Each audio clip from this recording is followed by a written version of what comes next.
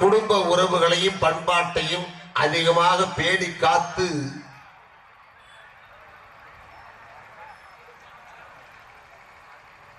வளர்ப்பவர்கள் வீடும் நாடும் சிறக்க உழைப்பவர்கள் ஆண்களா அல்லது பெண்களாங்கிற ஒரு அருமையான கதை. நான் பொதுவா பாட்டு பட்டிமன்றம் மட்டும்தான் நடத்துறது வழக்கம்.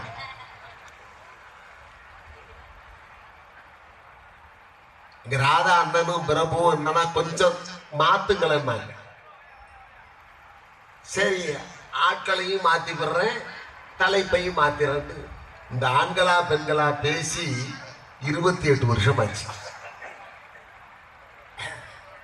இன்றைய தினம் ஒரு புதிய பேச்சாளர்கள் தமிழகம் முழுவதும் நல்ல அறிமுகமானவர்கள்.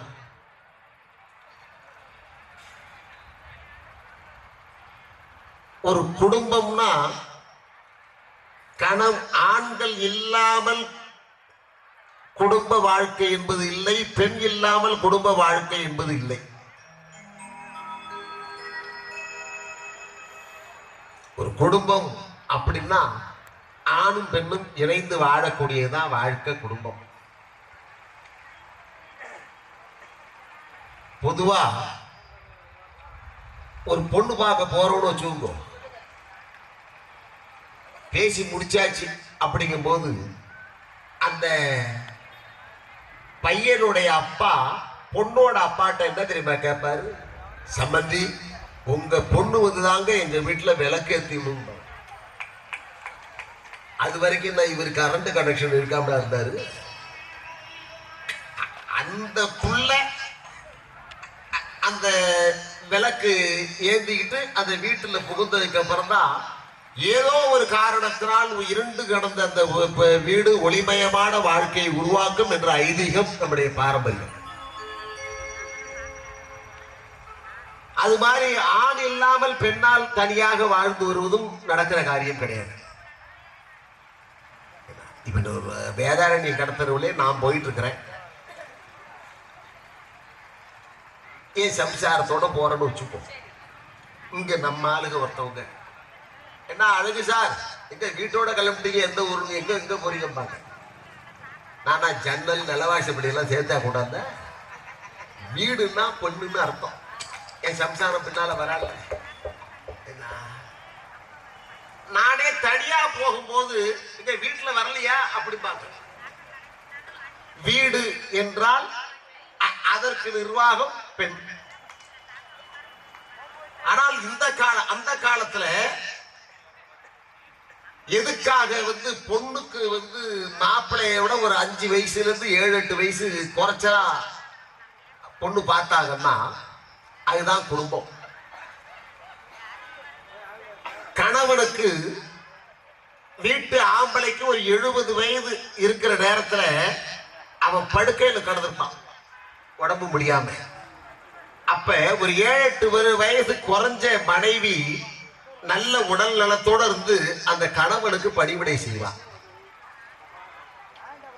அதுதான் வயதான காலத்துல கணவனுக்கு மனைவி செய்யக்கூடிய பணிவிடை.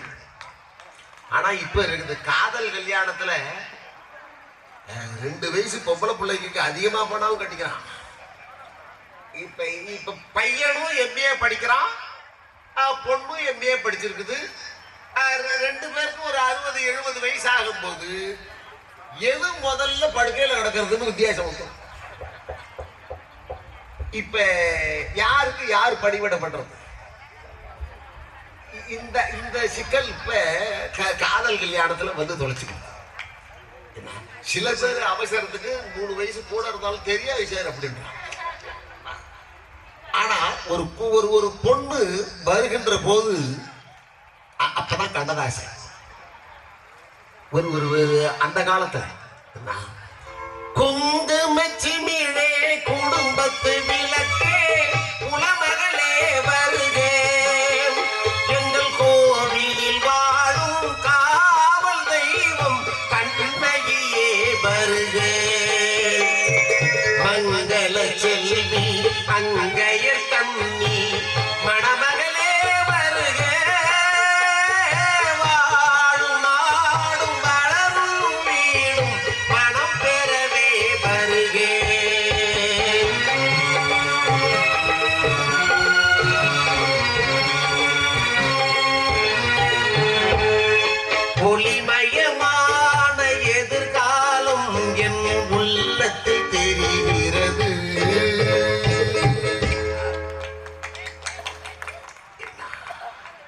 நீங்க ரொம்ப பெருமையோட கை தட்டாதீங்க, உங்களுக்காக ஒரு பாட்டு கொடுக்குறேன்.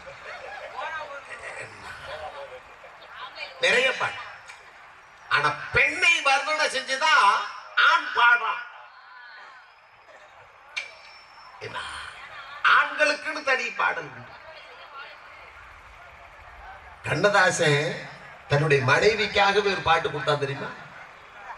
ஒரு குடும்பம்னா எப்படி இருக்கணும்ங்கிறத நான் ராகத்தை மட்டும் பாடி காட்டுறேன். நம்ம எல்லாம் நம்முடைய சகோதரர்கள் சகோதரிகள் தான், எல்லாம் நம்முடைய ரசிகர்கள் தான். பல கிராமத்துல இருந்து வந்திருக்கிறாங்க, என்ன பல ஊர்ல இருந்து. ராகத்தை மட்டும் பாடி காட்டுறேன் தன்னுடைய மனைவிக்காக. அந்த பாடல்ல தன்னுடைய மனைவியை சேர்த்தான். ராகத்தை மட்டும் பாடுறேன். நம்ம அப்படியே சக்குன்னு பிடிப்பாங்க பாருங்களேன்.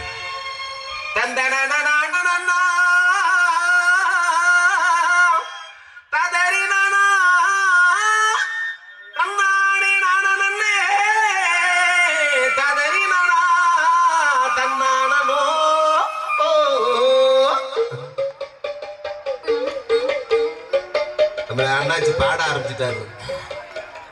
தாழையாம் பூ முடித்து தடம் பார்த்து நடை நடந்து வாழை இலை போல வந்த பொன்னம்மா ஏ வாசலுக்கு வாங்கி வந்தது என்னம்மா தாழையாம் பூ முடித்து தடம் பார்த்து நடை நடந்து வாழை இலை போல வந்த பொன்னம்மா வாசலுக்கு வாங்கி வந்தது என்னம்மா. நீ என்ன எங்க வீட்டுக்கு என்ன கொண்டு வந்தன்றான் ஆம்பளை. அதுக்கு பொம்பளை என்ன தெரியுமா சொல்றா? என்னடா உனக்கு வேணும், என்ன உனக்கு வேணும்? நான் ஒருத்தி வந்திருக்கல போதாதா?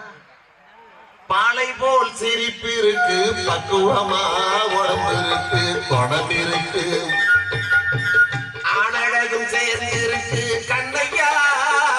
இந்த ஏழைகளுக்கு என்ன வேணும் சொல்லையா?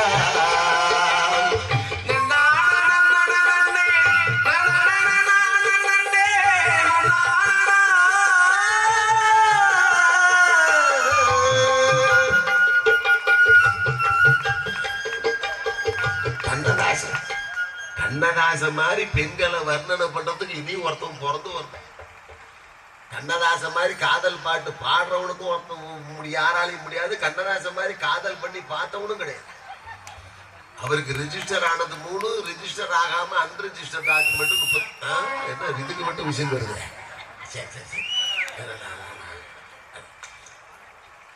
ஆனா அதே நேரம் இந்த தேசம்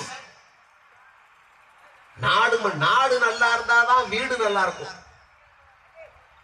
நாடு சரியில்லைன்னா வீடும் சரியா இருக்கு. ஆனா இப்போ ராகத்தை பாடுறேன். அது ஆண் இந்த தேசம் போற போக்கு சரியில்லையே அப்படின்னு அவன் ஒரு பாடலை கொடுத்தான். அது யாரு தெரியுமா?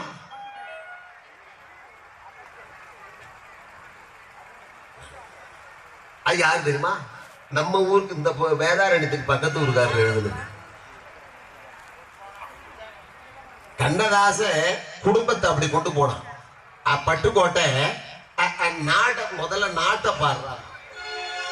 இதே ராகத்தை மட்டும் பிடிக்கிறேன். நம்ம ஆளுக்கு ஆடை பிடிப்பாங்க பாருங்களேன்.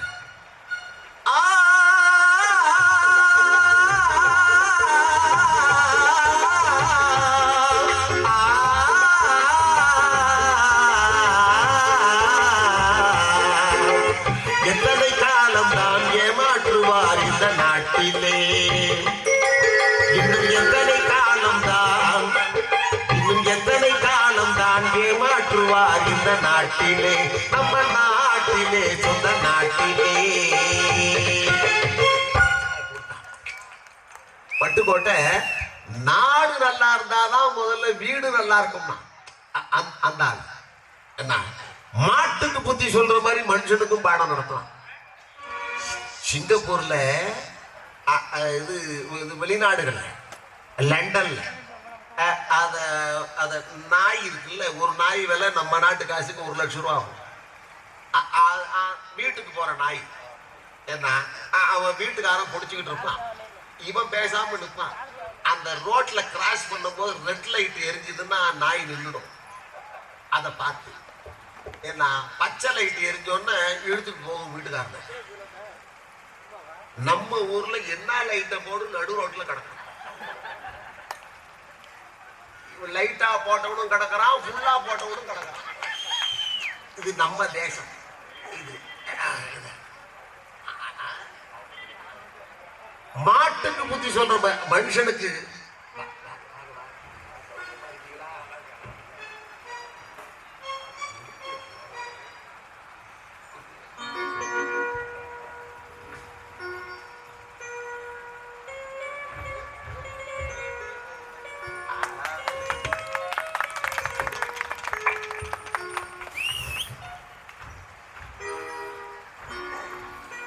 ஐயனார் கோயில இருந்து நமக்கு ஒரு மரியாதை அந்த காலத்திலிருந்து உள்ள தொடரும்.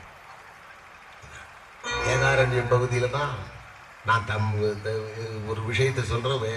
46-47 வருஷமா 1100 பட்டிமன்றத்துக்கு மேல நடத்திய ஒரே நடுவர் நான் ஒருத்தம்.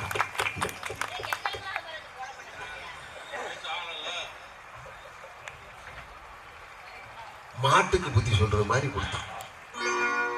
காட்டு மல்லி பூத்திருக்க காவல்காரன் பார்த்திருக்க ஆட்டம் போட்ட மயில கால தோட்டம் மேய பாக்குதடா மாட்டுக்கார வேலாவோ மாட்ட கொஞ்சம் பார்த்துக்கடா. காட்டு மல்லி பூத்திருக்க காவல்காரன் பார்த்திருக்க ஆட்டம் போட்ட மயில கால தோட்டம் மேய பாக்குதடா மாட்டுக்கார வேலாவோ மாட்ட கொஞ்சம் பார்த்துக்கடா. கோவில்ல இருந்து கொஞ்சம் எனக்கு போட்டாங்கல்ல பொன்னாட, அது எங்க எங்கேயாவது போயிடுது. மடிச்சு வச்சிருந்தா நான் ஜவுளி கடை வச்சிருக்கிறேன், எனக்கு மடிக்க தெரியாது. அந்த அந்த பாட்டுல உனக்காதான் பாடிட்டு போகாத பாதையிலே போக கூடாது, சும்மா புத்தி கட்டு அங்கு இங்கு நிக்க கூடாது. போகாத பாதையிலே போக கூடாது, சும்மா புத்தி கட்டு அங்கு இங்கு நிக்க கூடாது.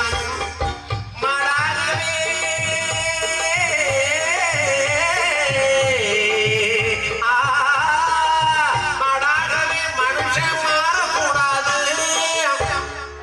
மற்றவங்க பொருள் மேல ஆசை வைக்க கூடாது.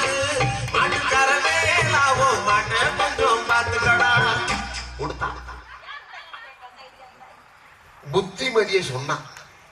அந்த காலத்துல ஒரு குடும்பம் ஆம்பளைக்கு புத்திமதி சொல்றது கிடையாது,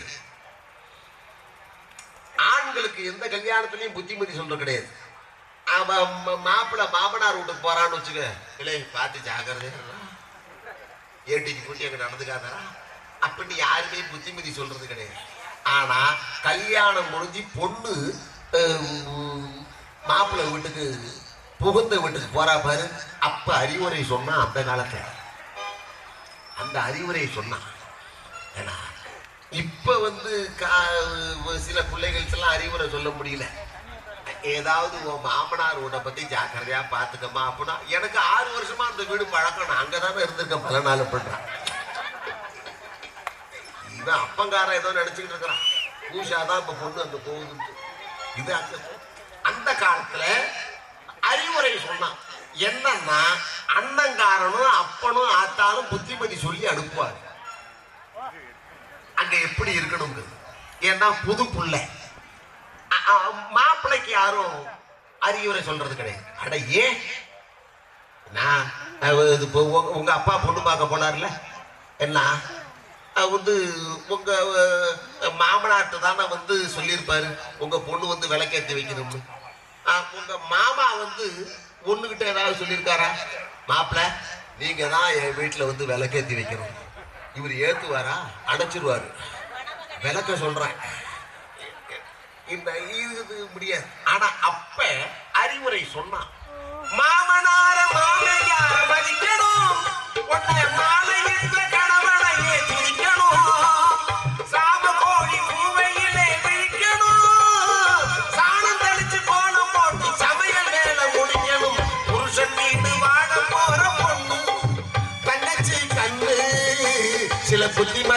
சொல்லுற கேளு நில்லு. சில புத்திமதிகளை சொல்ற கேளு நில்லுன்னு கூட பிறந்த அண்ணன் அறிவுரை சொல்லி வளர்த்தான். அந்த நிலைமெல்லாம் இப்ப முடியுமா? இப்ப முடியுமா? சொல்லிதான் பார்க்கலாம், சொல்லிதான் பார்க்கலாம். அப்ப ஜாதகத்தை பார்த்து கல்யாணம். இப்ப செல்போன்லயே கல்யாணம் நடந்தது. இன்னொருத்தன் ஒரு 20 நாளைக்கு முன்னால ஒருத்தவனை உள்ள பிடிச்சி வச்சானு தெரியுமா? ஒரு பொம்பளை பிள்ளைய போலீஸ் அரெஸ்ட் பண்ணி உள்ள கோயம்புத்தூர் ஜெயில இருக்கிற அந்த பிள்ளை. அது மிகப்பெரிய ஒரு சாமர்த்தியம். அடாடா, அது மாதிரி பொம்பளை நான் ஏதாவது வாய்ப்பு கிடைச்சா ஒரு கும்பிடு போட்டு வரலாம். அதை பார்த்து மொத்தம் 16 கல்யாணம் பண்ணிருக்கிறான். 16 கல்யாணம். ஒவ்வொருத்தவட்டையும் 5 லட்சம் 8 லட்சத்தை கறந்துட்டான். அதுல 16வது கல்யாணம் பண்ணும் போது போலீஸ் ஸ்டேஷன்ல மாட்டியாச்சு. எப்படின்னா ரிஜிஸ்டர் பண்ண போயிருக்கிறாங்கல்ல, அதுல மாப்பிள்ள தோழ ஒருத்தன் வேணும்ல சாட்சிக்கு எழுத்து போறதுக்கு. அவன் போயிருக்கான். சாட்சிக்கு யாராவது வந்திருக்கியா அப்படின்னு ரிஜிஸ்டர் ஆபீஸ் கேட்டோன்னே என் ஃப்ரெண்ட் இருக்காருங்க கூப்பிடுவா அப்படின்னு உடனே இந்த பொண்ணு மாப்பிள்ள 2 பேரும் மனக்கோலத்துல சாட்சிக்கு அவன் ஃப்ரெண்டை கூப்பிட்டுருக்கான்ல. ஐயோ ஏன் சம்சாரம் இல்லை இவன் அப்படின்னு இருக்கான். என்னன்னு விசாரிச்சா அவளுக்கு இவன் 11வது புருஷனா. இவன் ஒரு 8 லட்சம் ரூபாயா காலி விட்டு உட்காந்துருக்கான். இழந்த இப்படி ஒரு சூழ்நிலை, ஒரு கால மாற்றம் வந்துகிட்டு இருக்கு. என்ன ஒரு கணவனும் மனைவியும் சேர்ந்து வாழக்கூடிய வாழ்க்கை தான் இல்லற வாழ்க்கை. அந்த வாழ்க்கையில இன்றைய காலகட்டத்தில் வீடும் நாடும் சிறக்க பாடுபடுபவர்கள் யார்? அந்த காலத்துல ஆம்பளை வீட்டு ஆம்பளை வெளியில போய் சம்பாரிச்சுட்டு வருவாங்க. இந்த பொம்பளை புள்ள வீட்டோட இருக்கும், படியையே தாண்டாது, அப்படி இருக்கும். இப்ப நம்ம ஆளுங்க காலையில ஒரு குவார்டர், மத்தியானம் ஒரு குவார்டர், சாயந்தரம் ஒரு குவார்டர் போட்டு மல்லாந்து கிடக்கிறான். இதுவோ வேலைக்கு போய் இவனுக்கு சோறு போடுது. இப்ப அப்படிப்பட்ட சூழ்நிலையில தேசம் போயிடுச்சு. இந்த நிலைமையில இந்த ஊரை தவிர நான் பேசுறதெல்லாம் நம்ம பக்கத்தை பத்தி எனக்கு நல்லா தெரியும். இந்த ஊர்ல பெரும்பாலான ஆண்களுக்கு டாஸ்மாக் எங்க இருக்குன்னே தெரியாது. அது அந்த அம்மா பெரியம்மா சொல்லுது, நாங்க படுற கஷ்டம் எங்களுக்கு தான் தெரியும். தேசம் வேற மாதிரி போயிடுச்சு. அது கொஞ்சம் கஷ்டம். அது சூழல். அன்னைக்கு ஈரோட்டில் பேசிட்டு இருக்கிறேன். நான் பெரியவர்களே இருக்கிறேன். முன்னால ஒரு ஃபுல் போதையில ஒருத்தவன், அவனும் பெரியவர்களே இருக்கிறான். நான் தாய்மார்களே இருக்கிறேன், அவனும் தாய்மார்களே இருக்கிறான். நான் இளைஞர் நற்பணி மன்றத்துக்கிறார்களே, கிராமவாசிகளே நிறுத்துறா. ஏயா நிறுத்த சொல்றேன்? நான் எப்படி பின்னால வந்து விட்டு விட்டு சொல்ல சொன்னான். இவன் சொல்றதுக்கு நான் சொல்லிட்டு உட்காந்துருக்கணுமா? அப்புறம் தான் நம்ம ஒருத்தர் பெரியவர் அழிச்சு அந்த ஆள் குடிப்போதையில திரும்ப திரும்ப பேசுறான். அந்த ஆள் அப்புறப்படுத்துங்க. நல்ல அவர் வந்து எட்டி பார்த்துட்டு சொன்னாரு, யாரை வேணாலும் கிளப்பலாம், இவனை கிளப்ப முடியாதுங்க. அவ்வளவு வெயிட்டான ஆளான்னு கேட்டதுக்கு அதெல்லாம் ஒரு வெங்காயமும் கிடையாது, உங்களுக்கு எல்லாம் பணம் கொடுக்கறவனே அவன் தான். உட்கார வை. கடைசி கோவிந்தராஜிட்ட கொடுத்தா கழுத்துல காலை வச்சிருவார். இப்படி தேசம் வேற ஒரு பாதையில இன்றைய தினம் போயிட்டு இருக்கு. இளைய சமுதாயம் அது ஒரு பாதையில போயிட்டு இருக்கு. இப்ப குடும்ப உறவுகள் எப்படி இருக்குது அதை பற்றி விவாதம் செய்வதற்காக தான் இவ்வளவு நேரம் கடந்தாலும் சரிதான். நீங்க எல்லாம் எவ்வளவு நேரம் இருந்து கேட்கிறீங்களோ அந்த அளவுக்கு நான் விடிய விடிய வேணாலும் நடத்த தயார்.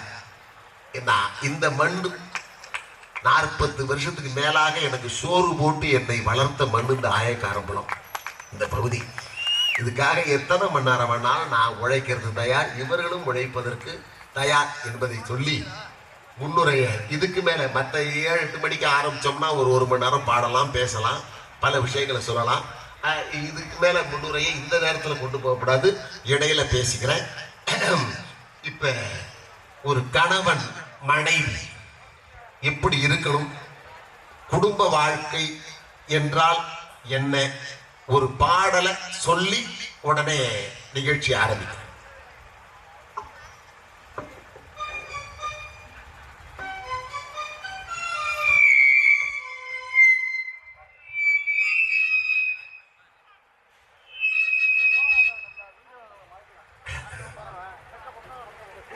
நான் ஒரு பாடலை பாடி முன்னுரையை முடிச்சுக்கிறேன். இந்த பாடல் ஒரு கணவனும் மனைவி எப்படி வாழணும், குடும்பத்தை எப்படி நடத்தணுங்கிற ஒரு பாடல். பாடுனது ஒரு இஸ்லாமிய சகோதரன். யார பாடுனான்னா மதுரை மீனாட்சியையும் சொக்கநாதரையும் பாடினான். அதுதான் இந்தியாடாங்கிறது. ஒரு இஸ்லாமிய சகோதரன் பாட்டு பாடுறான், மதுரை மீனாட்சியையும் சொக்கநாதரையும் பாடுறார். யார் தெரியுமா? தமிழன் செய்த தவப்பயனால் இறைவனால் தமிழனுக்கு கொடுக்கப்பட்ட 2 பாடகர்கள். ஒருவர் நாகூர் ஈயம் கனிபாபாய். அந்த குரலுக்கு முன்னால யாரு குரலும் நிக்காது. அது மாதிரி அவருக்கு போட்டியா கடவுள் கொடுத்தது காயல் பட்டம் ஏஆர் ஷேக் முகமது. ஈச்சை மருத்து இந்த சோலையெல்லாம் அவர் தான் பாடுறது. அந்த பாடகன் தான் ஒரு கணவன் மனைவி காதலன் காதலி என்பதையெல்லாம் ஒரு 8 வரியை சொல்லி நான் அந்த விவாதத்தை ஆரம்பிக்கிறேன். நான் பாடுறேன், நீங்க உங்களுக்கு எல்லாம் தெரிஞ்ச பாடல் தான், நீங்க என்னோட சேர்ந்து பாடலாம். ஒரு பாய் கொடுகிற